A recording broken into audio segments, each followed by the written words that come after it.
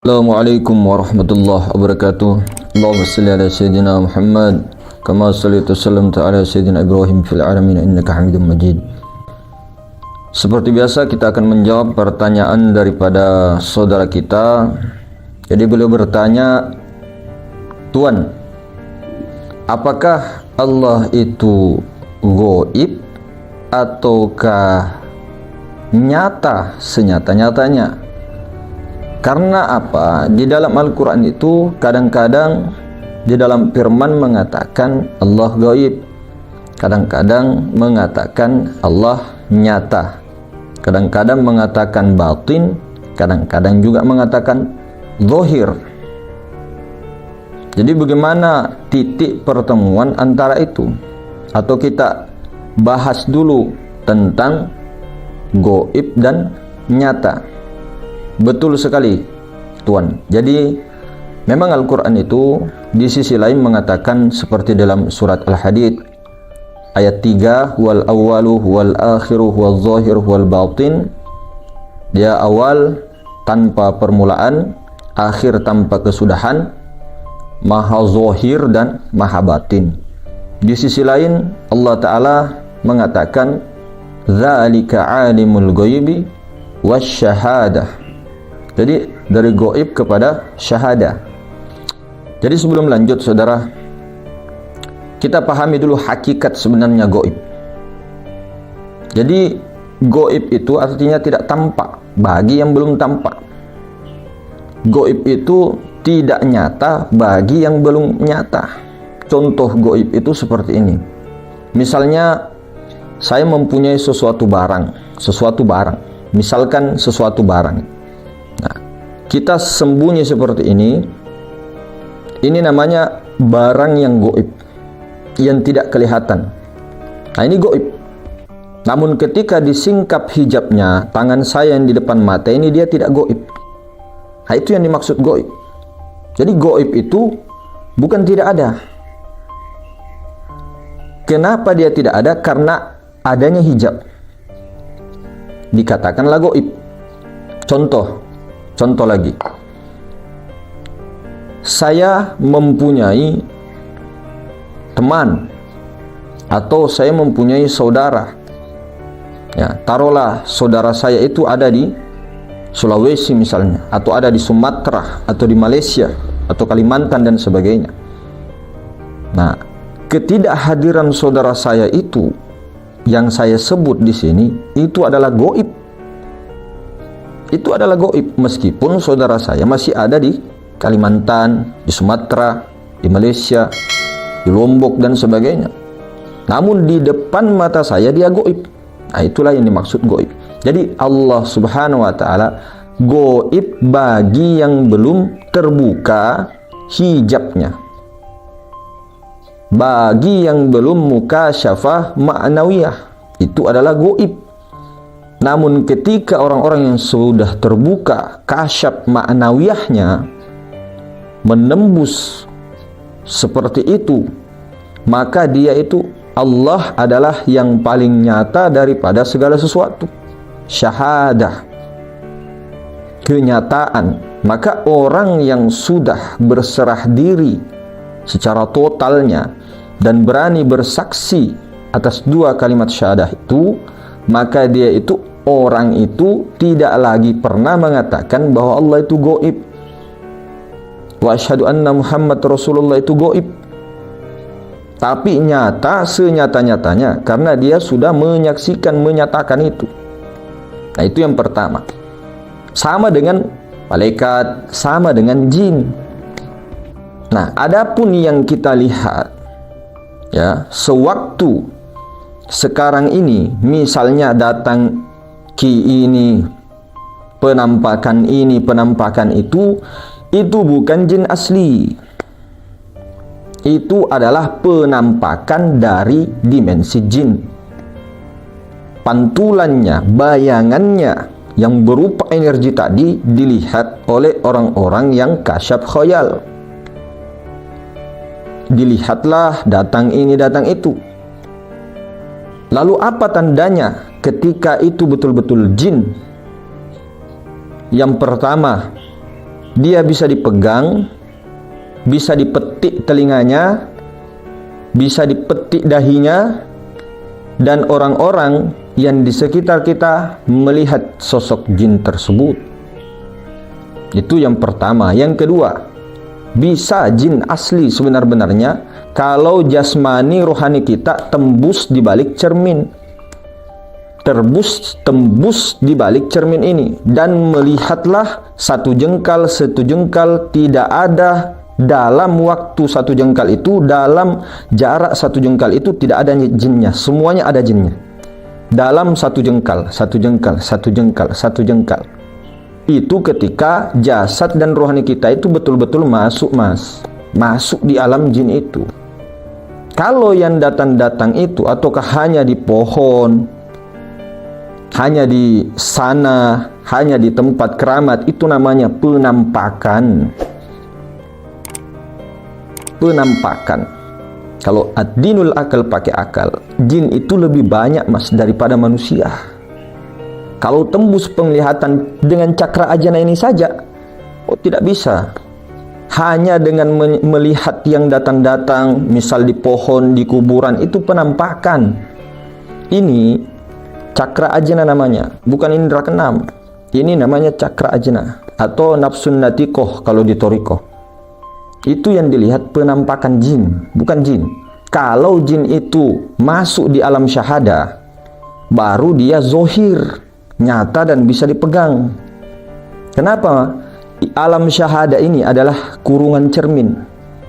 Kita ini ada di dalam kurungan cermin. Ketika bisa menembus kurungan cermin itu dengan lahir dan batin, maka bisa melihat alam jin tadi. Nah, dimensinya, kedudukannya sebenarnya di sini-sini juga.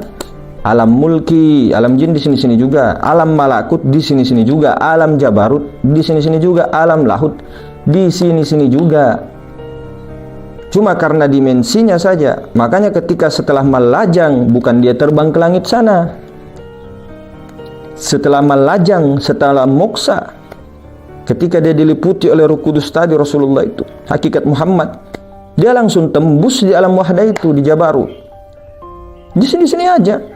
Di mana makomnya, disitulah istananya. Nah, seperti itu. Namun di sini-sini juga. Tapi dia mampu menembus sudah alam cermin ini.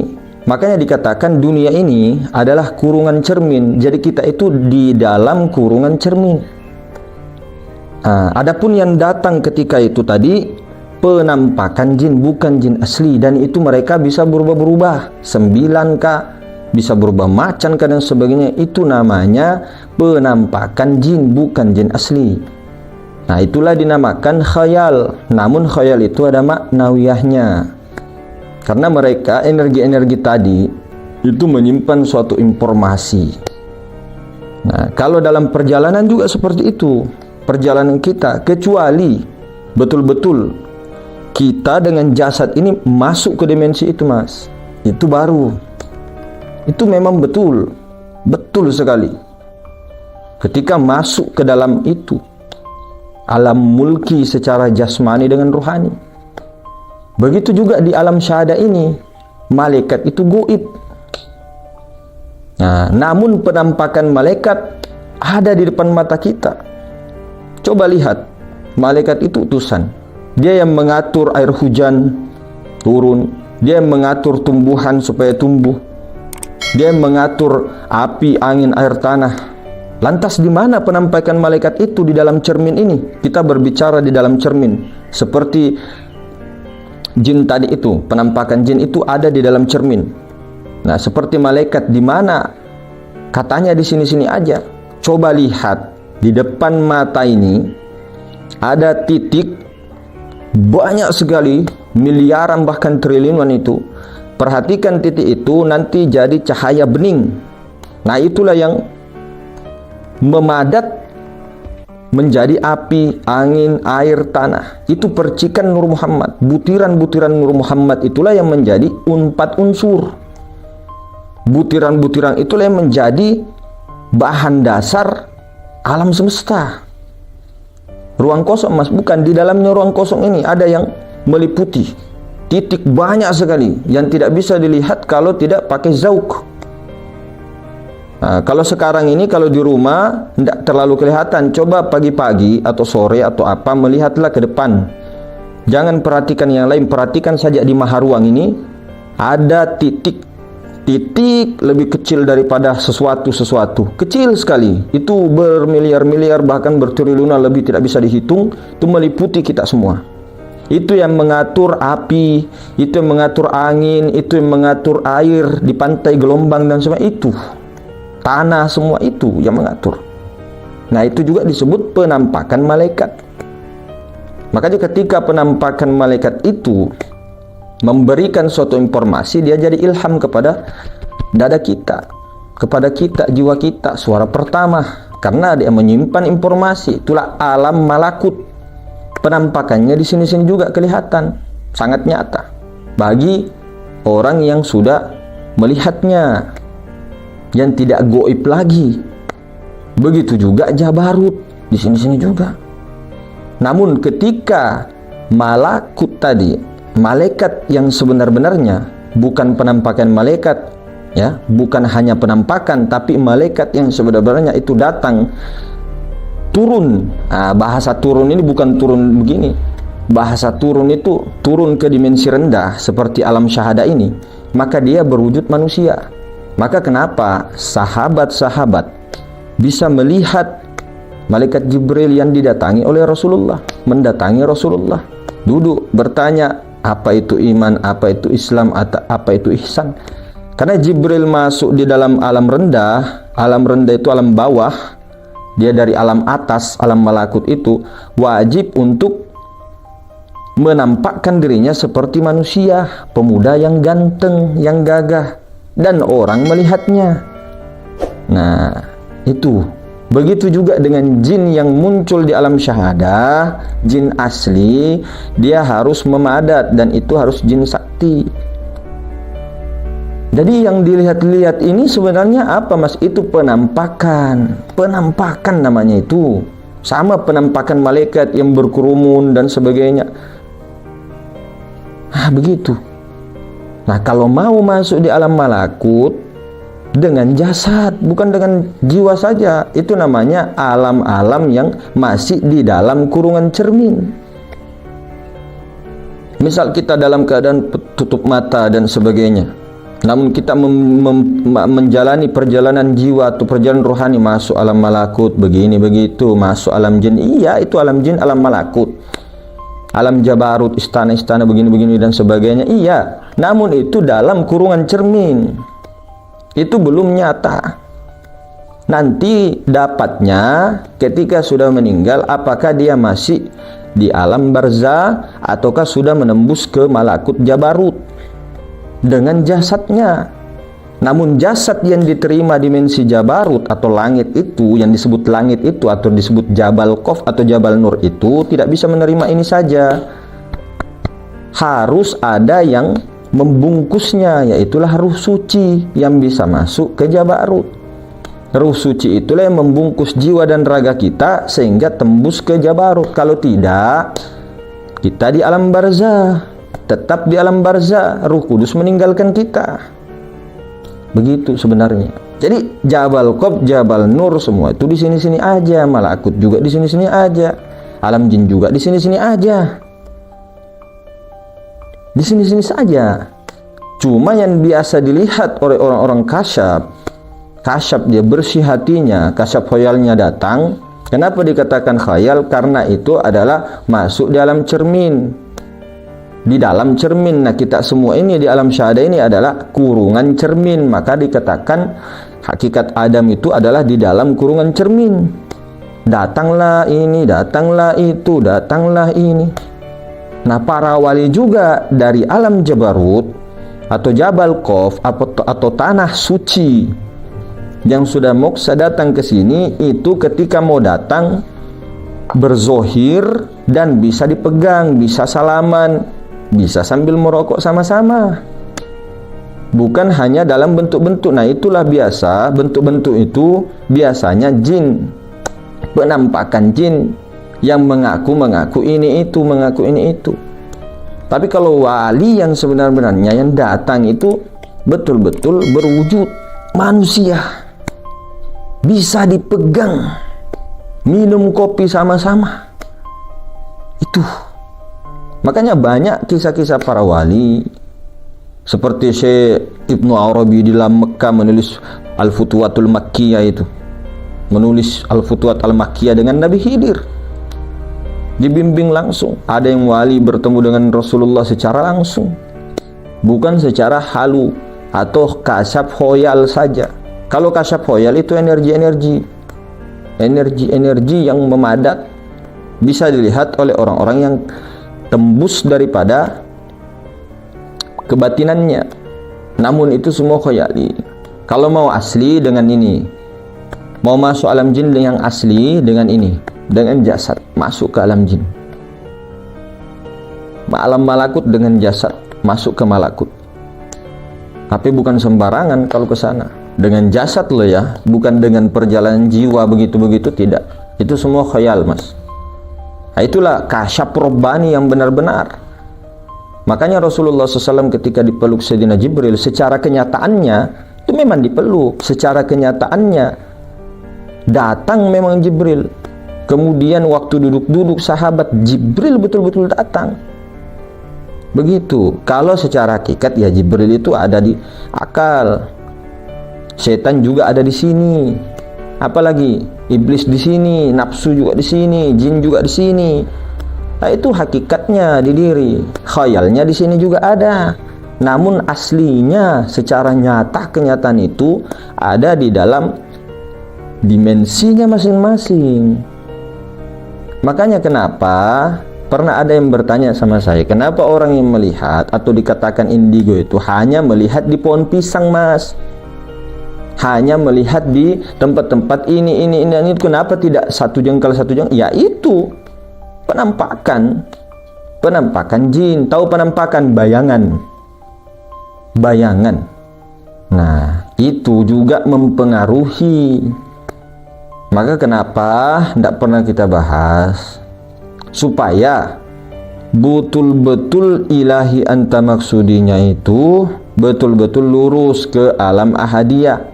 Alam ahadiyah ya di sini juga yang meliputi kita, itulah maha ruang. Tembusi semua alam-alam itu, baik kasyaf khoyali, baik robbani, baik maknawi, semua tembusi itu sampai betul-betul fana lah di maha suci yang kosong sekosong-kosongnya itu, yang ada seada-adanya itu, zat wajibal wujud itu. Rasa hanya di situ, leburlah rasa itu, yang ada hanya rasa Allah saja. Itu yang disebut inna lillahi wa inna ilaihi roji'un. Kelulisan, tidak dapat berkata-kata. Apa yang mau dikata-katakan kalau maha ruang yang bukan sesuatu meliputi itu? Nah, kalau masih bisa diceritakan, itu hanya kiasan, maha ruang, maha suci. Namun siapa yang betul-betul yang menjalani itu, maka akan paham sendirinya. Nah, jadi seperti itu hadirinnya. Ini kalau mau betul-betul fokuskan saja, itu semua adalah pelangi-pelangi alangkah indahmu, merah kuning hijau di langit yang biru. Pelukismu agung, siapa gerangan pelangi-pelangi ciptaan Tuhan. Nah, mau kepada ciptaan atau sang pencipta. Nah, itulah tadi ya hadirin semuanya, mungkin begitu. Jadi Allah itu tidak goib, malaikat tidak goib, jin itu tidak goib. Nah, goib bagi yang belum melihat. Bapak kita, ibu kita ketika tidak ada di depan kita namanya goib. Nah, orang-orang mengatakan nanti akan ada begini, namanya goib. Orang-orang dulu mengatakan pesawat yang terbang-terbang, besi terbang itu waktu zaman dulu nanti akan ada besi yang terbang. Nah, itu masih goib bagi mereka. Namun bagi kita ini bukan lagi goib besi terbang itu, pesawat. Sudah nyata besi itu. Terbang besi bisa terbang. Orang-orang dulu kalau kita pulang lagi kepada abad 14, abad 15 atau abad 13 mengatakan bahwa ada nanti besi yang terbang, kita dikatain orang gila. Gila ini si Rahmat ini, masa ada besi terbang? Kenyataannya ada, goib bagi mereka. Nah, jadi begitu hadirin. Asy-syahadah, inilah alam penyaksian. Namun ini, kita ini sekarang di dalam cermin. Kemana kita akan pulang nanti? Ya di alam ahadiyah, ya di sini-sini juga. Cuma dimensinya di Jabarut nanti, di Jabal Nur, bagi yang tidak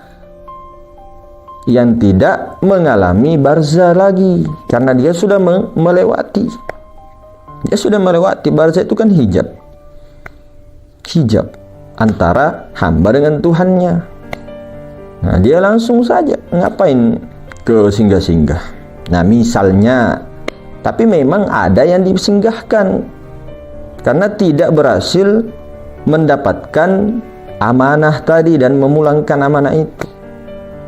Nah, jadi seperti itu hadirin sekalian.